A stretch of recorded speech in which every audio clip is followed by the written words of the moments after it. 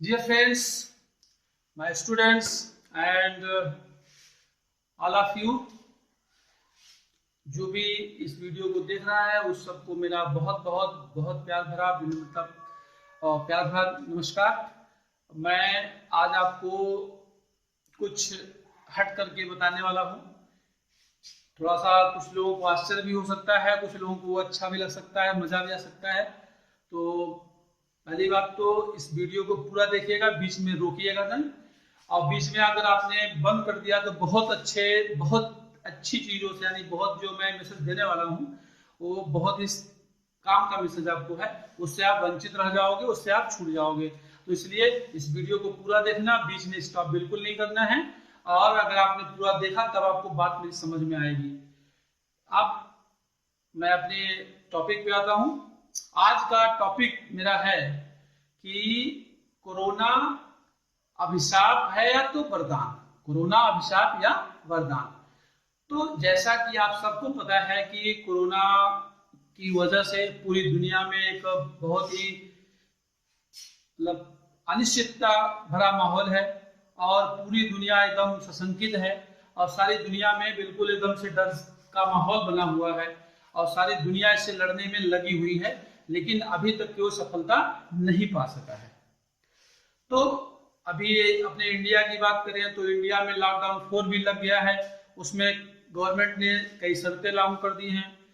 कुछ जो जिले हैं जो अभी ग्रीन जोन में है, जहाँ पे कोरोना के पॉजिटिव नहीं मिले हैं, वहाँ पे तो कुछ व्यवस्थाएं ठीक ठाक हैं। लेकिन ऑरेंज जोन में है तो वहाँ पे कुछ स्थितियाँ, मतलब कुछ छूट है, कुछ सख्ती है। लेकिन जो रेड जोन में अभी भी स्टेट्स हैं या तो जिले हैं, डिस्ट्रिक्ट्स हैं, वहाँ पे स्थितियाँ बहुत ही गंभीर हैं। लेकिन सबसे दुखद बात इस बात ये है कि ये कोरोना के जो मरीजों की संख्या बढ़ रही है, ये बहुत तेजी से ग्रोथ कर रही है और ये हमारी समस्या का सबसे बड़ा कारण है। तो समस्या बहुत विकट है और हम लोग प्रयास में लगे हुए हैं। आप सभी जितने भी साथी सुन रहे हैं वीडियो को, मैं आप सबको बहुत बहुत धन्यवाद दूंगा कि आप सबने लॉकडाउन का बहुत ही सख्ती से, बहुत ही शिद्दत के साथ में, बहुत ही ईमानदारी के साथ उसका पालन कर रहे हैं, करते रहे हैं, आगे भी करते रहेंगे। लेकिन सबसे बड़ी स्थिति ये है कि आगे कितने लॉकडाउन हमारे भी और लगेंगे, 4 के बाद 5, 6, 7, 8, 9, 10 कहाँ तक जाएगा कुछ कहा नहीं जा सकता। जब तक वैक्सीन और दवा की खोज नहीं हो जाती है तब तक हम अनिश्चितता के दौर में चल रहे हैं और चलते रहना पड़ेगा, मजबूरी हमारी है। अगर आप लोगों को सबको पता है कि अगर दवा नहीं है, इसका वैक्सीन नहीं है, तो इसमें सिर्फ बचाव ही हमारा इलाज है। तो इसलिए हमको बचाव करना है और अपने आप को स्वस्थ रखना, अपने परिवार को स्वस्थ रखना है। अब मैं बात इस चीज करना चाहता हूँ कि कोरोना से बहुत सारी तकलीफें हैं। बहुत सारी तकलीफों में सबसे बड़ी तकलीफ तो ये है कि कुछ हमारे साथी, कुछ हमारे बुजुर्ग, कुछ हमारे जो पेशेंट लोग हैं वो अनैच्छिक मृत्यु को प्राप्त हो जा रहे हैं। न चाहते हुए उनको मतलब काल का ग्रास बनना पड़ रहा है और ये भारत की नहीं पूरी दुनिया की स्थिति ऐसी बनी हुई है। और हमारा जो इकोनॉमिक है, मानी अर्थव्यवस्था है हमारी, वो भी लगभग क्रैश हो चुकी है। बहुत सारी इंडस्ट्रीज बंद हैं, बहुत सारे उद्योग धंधे बंद हैं, कल कारखाने बंद हैं और बहुत सारे लोगों का रोजगार भी छिन गया है। अभी पिछले दिनों मुझे जानकारी मिली कि लगभग 30 करोड़ से ज्यादा लोगों के रोजगार डायरेक्टली या इनडायरेक्टली छिन गए हैं।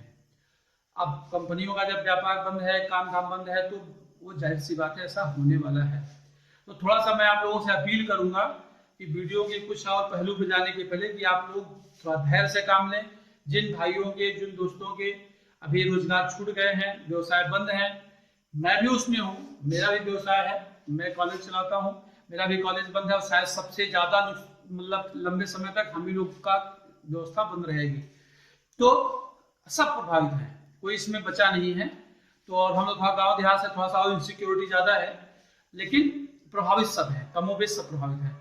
लेकिन इसी के साथ में कुछ ऐसे पहलू भी हैं इस लॉकडाउन की वजह से, इस कोरोना की आने की वजह से, जो कि हमारे जीवन को एक नई ऊर्जा दे सकते हैं और एक नई पहचान दे सकते हैं और एक हम बिल्कुल नई दुनिया का अनुभव कर सकते हैं। जैसे कि अभी आप, मैंने एक टॉपिक का नाम ही रखा है इसीलिए कि कोरोना अभिशाप या वरदान। यद्यप कुछ मामलों में तो यह अभिशापजनक है, लेकिन अगर हम तुलनात्मक रूप से देखें तो बहुत सारी इसमें ऐसी चीजें भी घटित हुई हैं कि जो हमारे लिए वरदान के समान है, वरदान से किसी मामले में कम नहीं है। अब मैं कुछ बातों को आपको पॉइंट टू पॉइंट बताता हूँ, आप लोगों को भी शायद इसका एहसास हो कि ऐसा संभव है कि ऐसा हुआ आपके साथ में, आपके साथ गुजरा हो। जैसे कि अभी आप तक ये जो दुनिया की भाग दौड़ में हम लोग चल रहे थे, सुबह उठे, नहाए धोए, तैयार हुए, बस ऑफिस भागना, बिजनेस भागना, शाम को आए, फिर खा पी सो गए और फिर भागम भाग लगी हुई, यानी पूरी जो दिनचर्या थी वो सुबह उठ करके नहाने धोने और पैसा कमाने में सारी व्यस्त हो रही थी। और बहुत सारे लोगों के जो माँ बाप थे वो अपने बेटे का चेहरा देखने को तरस गए थे, और बेटा जो है वो अपने माँ बाप से बात करने को तरस गया था। अपने माँ बाप के साथ एक फुर्सत से बैठ करके घंटे आध घंटे बात नहीं कर पाता था, अपने माँ बाप से कुछ उनके दुख सुख नहीं सुन पाता था, अपनी बीवी को समय, पत्नी को समय नहीं दे पाता था। पत्नी उसकी चाहती थी साथ में कभी घंटे 2 घंटे फुर्सत से गुजारे, लेकिन फुर्सत नहीं। सुबह सुबह उठा, तैयार हो, जल्दी जल्दी नाश्ता बनाओ, ब्रेकफास्ट बनाओ, खाना बनाओ, तैयार होके चले गए, भाग गए। शाम को लेट से आए, कभी काम के प्रेशर से चाय पिए, नाश्ता किए, हाथ पैर धोए, थोड़ा टीवी सीवी देखे, न्यूज सुने, खाना खाए, सो गए। यानी फुर्सत का समय बिल्कुल नहीं था, न अपनी पिता के लिए, माँ के लिए, न अपनी पत्नी के लिए और न अपने बच्चों के लिए। बच्चे बेचारे, जाने कितने लोग ऐसे होंगे जो वीडियो सुन रहे होंगे, या बहुत सारे आप लोग ऐसे होंगे जिनको कि अपने बच्चों से ढंग से बात किए, उनके साथ खेले हुए, उनके साथ मौज मस्ती किए हुए सालों साल गुजर गया होगा। तो लॉकडाउन की वजह से ये स्थितियां बनी कि हम घर में बैठने को विवश हुए। अब हम अपने माँ बाप की सेवा कर सकते हैं, एक जो पुण्य हमको मिलना चाहिए कि हम अपने माँ बाप का सेवा कर सके। अब काम की जिंदगी की भाग दौड़ में हम नहीं कर पा रहे थे, तो ये लॉकडाउन की वजह से जो हमको ये मौका मिला हुआ है, ये कोरोना की वजह से जो मौका मिला हुआ है, इसको हमने भुनाया कि नहीं भुनाया। मैं आपसे बात कर रहा हूँ, आपने ये भुनाया कि नहीं भुनाया? अपने माता पिता से इत्मीनान से, फुर्सत में से बैठ करके कभी उनके हालचाल लिए कि नहीं लिए, कभी उनका सुख दुख पूछा कि नहीं पूछा, कभी उनके पैर दबाए कि नहीं दबाए, कभी उनको इत्मीनान से अपने से खाना ले जाके खिलाया कि नहीं खिलाया? अगर आपने नहीं किया होगा तो मान चलिए कि आपने अपने इस बहुत गोल्डन टाइम को, जो लॉकडाउन की वजह से, जो कोरोना की वजह से आपको मिला, आपने गंवा दिया। कभी आप अपने पुराने दिनों में वापस लौट जाइए, युवा अवस्था थी, जवानी का समय था। अब चूंकि कुछ लोग युवा भी सुन रहे हैं, कुछ लोग थोड़ा सा जो युवा अवस्था से आगे बढ़ गए होंगे, जिसकी शादी को 2, 4, 5, 10 साल बीत गया होगा, ऐसे भी लोग होंगे। तो जो ऐसे लोग हैं जो कि थोड़ा शादी की उम्र से आगे बढ़ गए हैं, कभी अपनी पत्नी के साथ में आप लॉकडाउन पीरियड में इत्मीनान से बैठ कर उनसे बात करी कि नहीं करी? उसकी गोद में सर रख करके तेल लगाया कि नहीं लगवाया? उसकी थोड़ा सा आंखों में देख करके प्यार से बात करी कि नहीं करी? अगर नहीं करी तो आप बहुत अच्छा मौका गंवा दे रहे हैं। और जो लोग कर रहे हैं तो उनके लिए लॉकडाउन अभिशाप होते हुए भी वरदान है। और मैं वास्तव में गिना सकता हूं कि इससे नुकसान की जो सीमा है उससे कई गुना ज्यादा इसके फायदे हैं।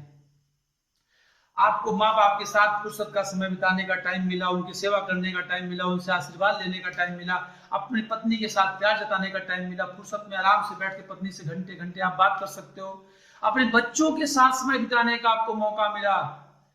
आप कभी सोचिए कि आपने अपने बच्चों के साथ लास्ट टाइम कितने दिनों पहले मस्ती से खेला था, उनके साथ में खूब एंजॉय किया था, खूब उनके साथ में बातें करी थी, खूब सारे उनके फालतू की तमाम कहानियां किस्से सुने थे उनके। शायद बहुत से ऐसे लोग होंगे जिसको सालों बीत गया होगा। कोई बच्चा बहुत छोटा से होकर काफी बड़ा हो गया होगा, 2, 4, 5 साल का हो गया होगा, लेकिन वो अपने माँ बाप से ढंग से बात नहीं कर पाया होगा। इस लॉकडाउन में भी अगर हम ऐसा नहीं कर पा रहे हैं तो हमारे लिए दुर्भाग्य है। हम सबको चाहिए कि हम इस समय को पूरा भुनाएं। ठीक है, परिस्थितियां विषम हैं, कुछ समस्याएं भी हैं, लेकिन जो समस्याओं में रहते हुए भी अपने लिए बेस्ट निकाल ले, यानी वर्स्ट में से जो बेस्ट निकाल ले, दैट इज अ मैन। उसी को बोलते हैं सफल आदमी, उसी को बोलते हैं बिजनेसमैन, उसी को बोलते हैं एक हुनरमंद, जो कि कबाड़ से भी जुगाड़ बना लेता है। तो कहने का मतलब स्थितियां विषम हैं, कुछ समस्याएं हैं, कुछ संकट हैं, लेकिन इस समस्याओं और संकटों में से भी अगर हमने अपने लिए बेस्ट नहीं निकाला, हमने अपने लिए कुछ अच्छा नहीं किया, तो मान के चलिए कि हमने इसको गंवा दिया। और यकीन मानिए साथियों कि अगर जो मैं बता रहा हूँ, ये तो मैं बता रहा हूँ, उतना एक्सप्रेस नहीं कर पा रहा हूँ अपनी भावनाओं को, कि अपनी माँ पिता के साथ में बैठ करके बातें करने में क्या आनंद मिलेगा, उनके पैर दबाने में। शायद आप में से बहुत लोग होंगे जो शायद 10-20 साल पहले, 10 साल, 15 साल, 8 साल पहले अपने पिताजी के पैर छुए होंगे और दबाए होंगे। इस लॉकडाउन में ये पुण्य भी ले लीजिए, ये हमारे सौभाग्य से ही मान चलिए हमको मिला है कि अपने माँ पिता के पैर दबा करके उनकी सेवा करके एक सुख पुण्य ले ले। अपनी पत्नी के हिस्से का जो प्यार अभी हमने बीच में 4-6 साल, 2 साल, 5 साल में जो नहीं दे पाए थे, नहीं पूरा कर पाए थे, वो उसको प्यार दे करके उसकी जो भी कमी थी उसको पूरा कर लीजिए। बच्चों के साथ जो स्नेह और ममता का समय हमारा बीतना चाहिए था, वो हम व्यस्तता में नहीं बिता पाए थे, उसको पूरा कर लीजिए। उसके साथ में खूब खेलिए, बच्चों के साथ में खूब मौज मस्ती करिए, उनके साथ में पढ़ाई भी करिए और कुछ गप्पे सप्पे मारिए, उनकी फालतू की बातें, फालतू की कहानियां सुनिए। और यकीन मानिए इतना मौज मस्ती से गुजार सकते हैं आप समय को, और ये तब लॉकडाउन आपके लिए अभिशाप नहीं वरदान होगा। इसके साथ में आप एक कुछ काम और कर सकते हैं। अपने तमाम ऐसे दोस्त होंगे जिसको हमने बात किए सालों साल गुजर गए होंगे, काम की व्यस्तता में वो भी व्यस्त था, वो भी नहीं फोन कर सका, आप भी नहीं फोन कर सके। जाने कितने अपने रिश्तेदार ऐसे होंगे जिनको हमने बात किए हुई, उनसे मुलाकात की हुई, वर्षों वर्षों बीत गए होंगे।